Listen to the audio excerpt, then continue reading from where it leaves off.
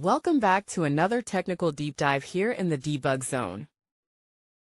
Today we're tackling a big question and breaking it down with insights from other users. Hopefully this clears up some misconceptions and helps you get the answer you need. So buckle up, stay a little curious, and let's jump right in.